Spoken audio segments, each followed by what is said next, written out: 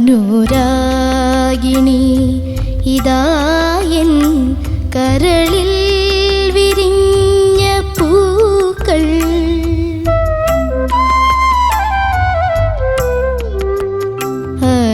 അനുരാഗിണി ഇതായൻ കരളിൽ വിരിഞ്ഞ പൂക്കൾ.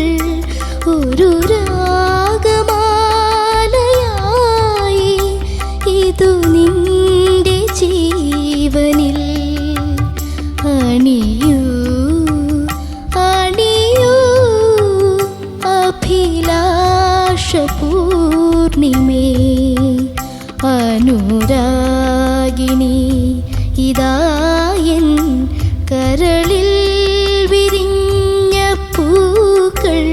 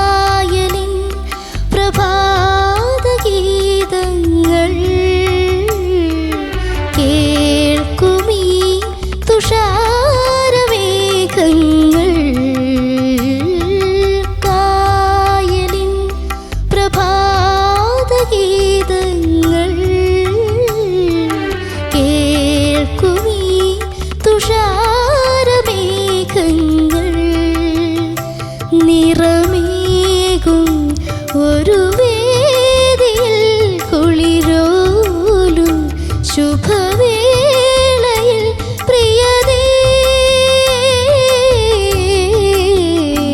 മമ മോഹം നീയറിഞ്ഞു. മമ മോഹം നീയറിഞ്ഞു. അനുരാഗിണി നിരിക നിരിക മാരിക നിരിക രിക മഗ മദ മദനി സാ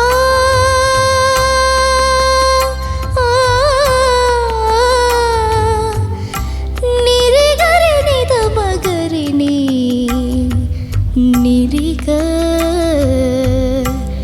നിരിക മാരിക. മൈനകൾ പദങ്ങൾ പാടുന്നു. കൈതകൾ വിലാസമാടുന്നു. മൈനകൾ പദങ്ങൾ പാടുന്നു. കൈതകൾ വിലാസമാടുന്നു. കനവെല്ലാം കതിരാകുവാൻ എന്നുമെൻ്റെ തുണയാകുവാൻ വരദേ. അനുവാദം നീ തരില്ലേ? അനുവാദം നീ തരില്ലേ? അനുരാഗിണി ഇതായൻ കരളിൽ വിരിഞ്ഞ പൂക്കൾ.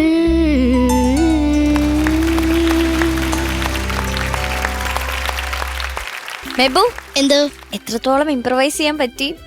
കുറച്ചൊക്കെ ഇംപ്രവൈസ് ചെയ്യാൻ പറ്റി. കൊറേ സ്വരങ്ങളൊക്കെ ആഡ് ചെയ്തിട്ടുണ്ടായിരുന്നല്ലോ. അതൊക്കെ ആരുടെ ഐഡിയ? അത് എന്റെ ഗ്രൂമേഴ്സിന്റെയും. Okay okay Good. ചോദിക്കാം. ചെയ്യാം. ശരത് സർ, ആ മക്കളെ, എന്താ സർ? എന്തൊരു പാട്ടാടായത്. എന്റെ ആ പാട്ടിന്റെ പേര് പറഞ്ഞപ്പോൾ തന്നെ എന്റെ ബോധം പോയി. അത്രയ്ക്ക് ബ്യൂട്ടിഫുൾ സോങ് ആണ്. അല്ല, അത് ഇനി ഇത് ചെയ്ത ആളുകളുടെ ഒക്കെ പറയും മക്കളെ, അത് കഴിഞ്ഞിട്ട് നമുക്ക് പിടിക്കാം. മൂവി ഒരു കുടക്കീഴിൽ. ആ. Music director Johnson master. ആഹാ ലിറിക്സ് എഴുതിയത് പൂവച്ച ഖാദർ സാർ. ആഹാ. പാടിയത് യേശുദാസ് സാർ. അയ്യോ. രാഗം കല്യാണി. വർഷം 1985. മക്കളെ കുഞ്ഞാടെ എന്താ ഒന്ന് സർ? നന്നായിട്ട് പാടി കേട്ടോ. Thank you, നന്നായിട്ട് sir. പാടി മോനെ. ഈ ആലാപിന്റെ എന്റെ അതൊന്ന് പാടിത്തരാമോ? അത് ലാസ്റ്റ് പാടിയാ മതി മക്കളെ, ലാസ്റ്റ് മാത്രം മതി.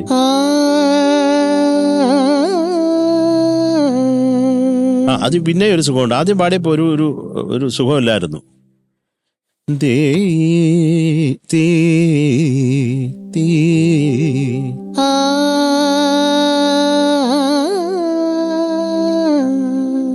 ഇത് പിന്നെ ഒരു സുഖമുണ്ട്. ഒരു മോൻ ആദ്യം പാടിയപ്പോ അതിനൊരു ഗുമ്മില്ലായിരുന്നു. പിന്നെ മോനെ ഒരു രാഗമായി. അതെങ്ങനെയാ പാടുന്നത്? ഒരു രാഗം. ഒരു രാഗമാന. ഒരു ഓസിലേറ്റ് ചെയ്യുന്ന നോട്ട്സ് ഒക്കെ മോന് കൃത്യമായിക്കോണം കേട്ടോ. ഒരു രാഗമാന കേട്ടോ, അത് നോക്കണം. പിന്നെ കായലിൻ എന്ന് പറഞ്ഞിട്ട് മോനൊരു ആലാപ് പാടിയില്ലേ, ഒന്ന് പാടാമോ? കായലിൻ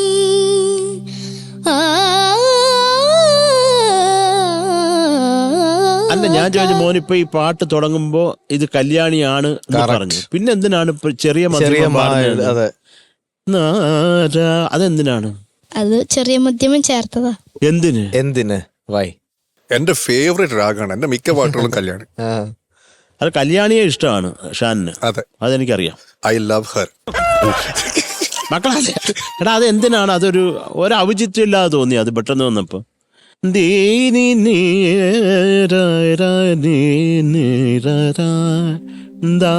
അതെന്തിനായിരുന്നു? അത് ഒഴിവാക്കി പാടാമോ? മക്കൾക്ക് പറ്റുമോ? പിന്നെ അത് കിട്ടായിരുന്നു. ശരി, പാടിക്കോ മക്കളെ.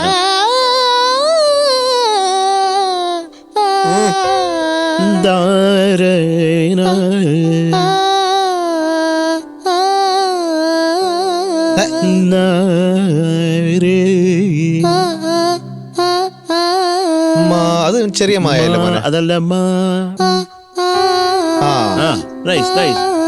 അത് മതി. അതേ ഉള്ളു മോനെ ഇതില് കേട്ടോ. അത് പാടുന്ന തെറ്റൊന്നുമല്ല മക്കളെ. ഇപ്പൊ മോന് കല്യാണി എന്നങ്ങോട്ട് ഈ അടിച്ച് പറഞ്ഞത് കൊണ്ടാണ് ഇപ്പൊ ഞാനിത് ചോദിച്ചത്. ഇല്ല, ഞാനിത് പറയണ്ടായിരുന്നു. രാഗം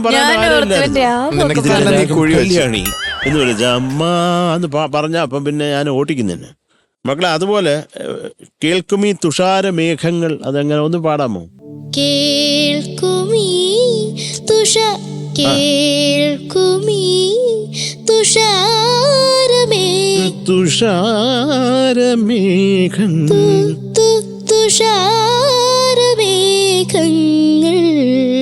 തുഷാരമേഘങ്ങൾ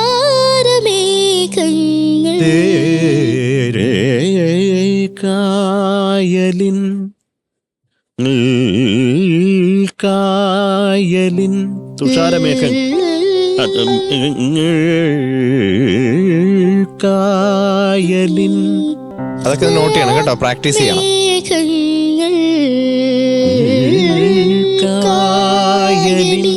നൈസ്. മോനെ അതുപോലെ പ്രിയതേ മമ മോഹം നീ അറിഞ്ഞു, ഒന്ന് പാടാമോ? പ്രിയതേ മമ മോഹം നീ അറിഞ്ഞു. മമ മോഹം മമ മോഹം നീ അറിഞ്ഞു. പിന്നെ എനിക്കുള്ള ഒരു ഡൗട്ട്, തരനാനി തരിനാനി തരേനേരി തരിനാന. ആ സിംഗപ്പേഷൻ എന്തോ നീ കുറച്ച് വലിക്കുന്നുണ്ട് അവിടെ, അതെന്താണ്?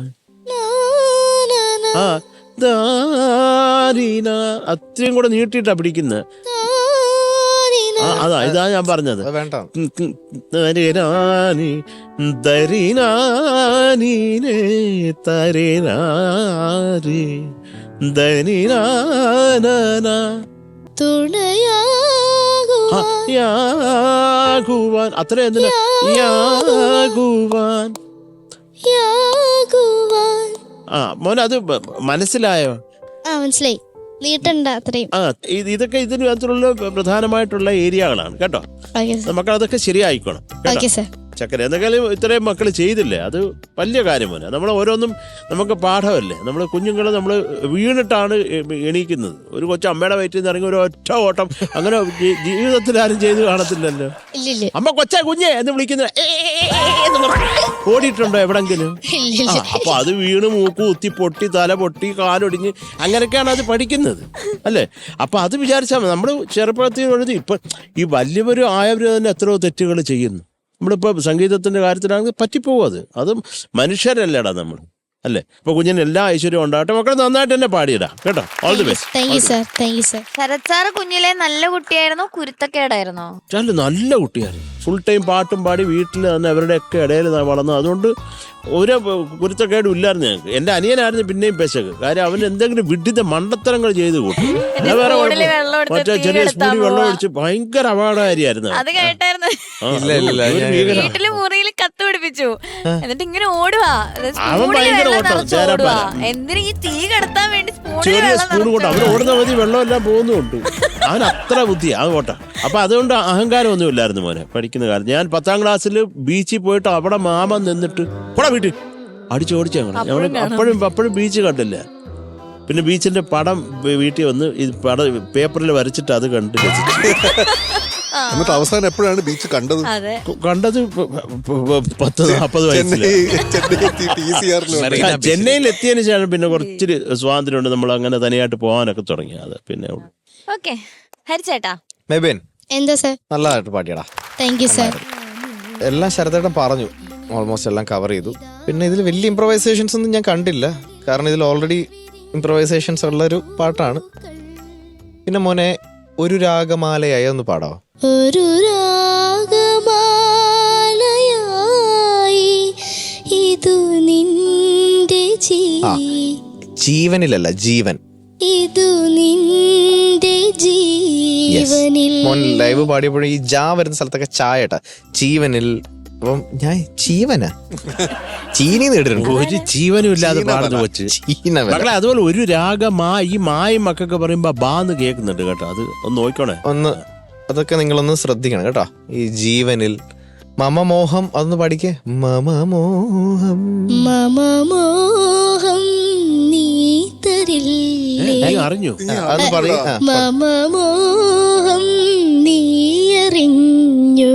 നീ അറിഞ്ഞോ ആണോ അറിഞ്ഞു എന്നാണോ? നീ അറിഞ്ഞു.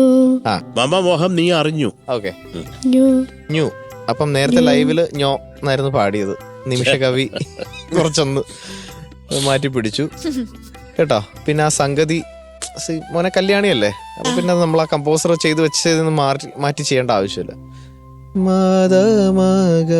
അതിൽ തന്നെ പോയാൽ മതി. അതിനിടയ്ക്കൊരു മാന്ന് വരുമ്പം ദേവാങ്കണങ്ങളൊക്കെ ആണെങ്കിൽ ഓക്കെ. അതിലൊക്കെ ഇങ്ങനെ യമൻ ഒക്കെ പോലെയാ വരുന്നത്. പക്ഷെ ഇത് പ്രോപ്പർ കല്യാണിയാ മോൻ പറഞ്ഞ പോലെ. ഓക്കെ അത്രയൊക്കെ ഉള്ളൂ മോനെ. ഞാൻ ഒരുപാട് പാടിക്കുന്നൊന്നും ഇല്ല. Okay that's it. Okay thank you sir. Thank you ഹരിച്ചേട്ടാ. ഷാനിക്ക എന്താ സർ? നന്നായിട്ട് പാടിയാടാ. Thank you sir. എന്തൊരു പാട്ടല്ലേ. ഒരു വൻ പാട്ട്. അത് ദാസർ പാടി വെച്ചേക്കണെങ്കിൽ അത് അതിന്റെ അപ്പുറത്ത്. ഇത് നമ്മളിപ്പോൾ ഒരാളോട് ഒരു ഡെമോ അയച്ചതാ എന്ന് പറഞ്ഞു കഴിഞ്ഞാൽ ഒന്നുകിൽ ദേവാങ്കണങ്ങൾ അല്ലെങ്കിൽ ഈ പാട്ടായിരിക്കും ഉണ്ടാവുക. അപ്പോൾ അത്രയും ബ്യൂട്ടിഫുൾ ആയിട്ട് അത്രയും ജനങ്ങളുടെ മനസ്സിലേക്ക് കയറിയൊരു പാട്ട്. കാരണം ബൈ ഡിഫോൾട്ട് അല്ലെങ്കിൽ ഇപ്പോൾ ഒരാൾ ഒന്ന് കാണണം എന്ന് പറഞ്ഞിട്ട് വന്നു കഴിഞ്ഞിട്ട് ഓക്കെ എന്നാൽ പിന്നെ ഒരു പാട്ട് പാട് എന്ന് പറഞ്ഞു കഴിഞ്ഞാൽ ഒന്നുകിൽ ഇതായിരിക്കും അല്ലെങ്കിൽ ദേവാങ്കണങ്ങൾ. ഈ 2 പാട്ടായിരിക്കും ഉണ്ടാവുക ജോൺസൺ മാഷിൻ്റെ.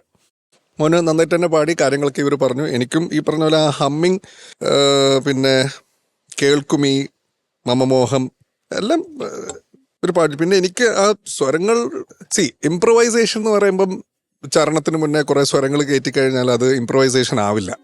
അതുള്ള വരികൾക്ക് നിങ്ങൾ എങ്ങനെയെങ്കിലും ബ്യൂട്ടിഫൈ ചെയ്യാൻ വേണ്ടിയിട്ട് നിങ്ങൾ എന്തെങ്കിലും ചെയ്യുന്നുണ്ടോ അതാണ് നമ്മൾ നോക്കണേ.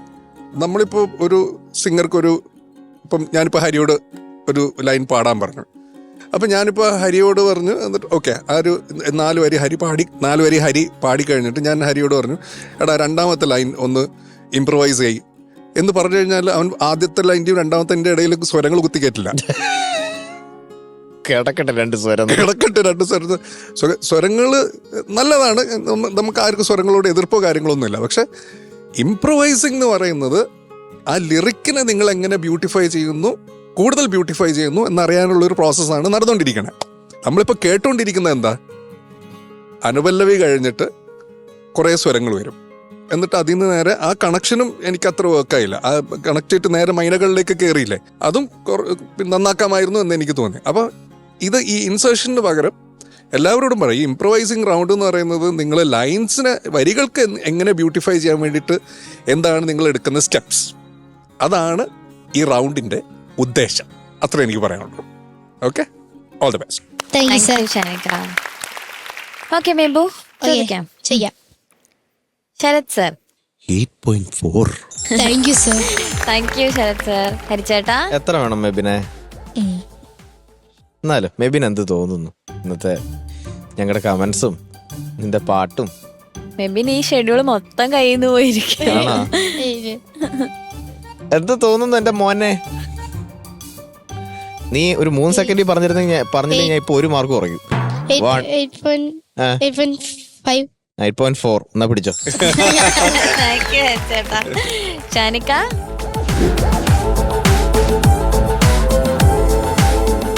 So total 16.8. Okay, da.